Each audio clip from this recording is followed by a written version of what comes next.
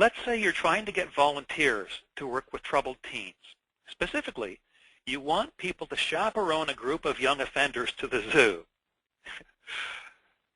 First, let's see what happens if you simply ask for what you want. This was scenario A in this experiment from the 70s, which explains the sort of politically incorrect language. Experiment from the 70s. The experimenters simply asked, are you willing to chaperone a group of juvenile delinquents to the zoo?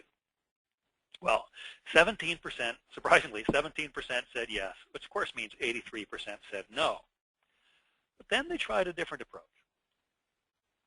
Under scenario B, they first asked for something bigger, more than what they really wanted.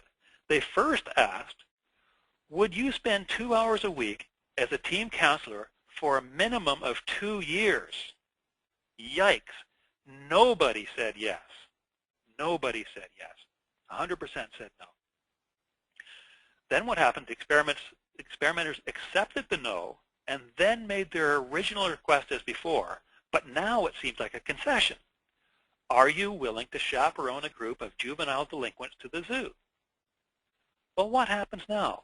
Remember that when we asked the question first, only 17% said yes.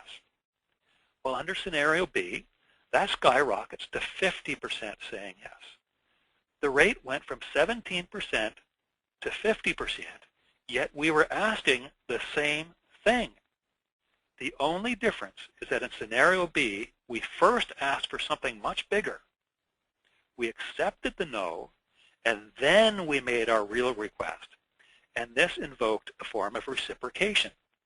I've made a concession, now it's your turn. Rate went up to 50%. There's an important side effect here too, by the way.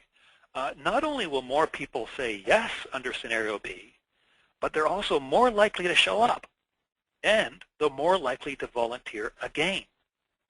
Why? Feeling of indebtedness. I feel bad that I couldn't agree to make that 2-year commitment to act as a team counselor, so I'll make doubly sure I show up for the zoo thing.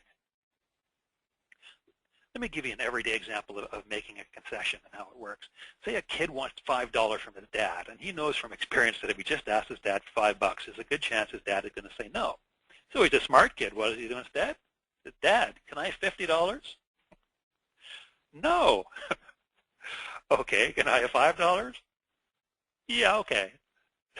Accepting the no and making a concession is kind of a gift or a favor. So Dad says yes to the smaller request. He might otherwise have said no. It's sort of a combination of the contrast principle, which we talked about in a previous webinar, plus reciprocation. In contrast to the big request, the watered down request, which is what we really wanted after all in the first place, the concession, it seems more reasonable. Plus, on top of that, we feel indebted. So let's just sum up. How can we use reciprocation in the business world?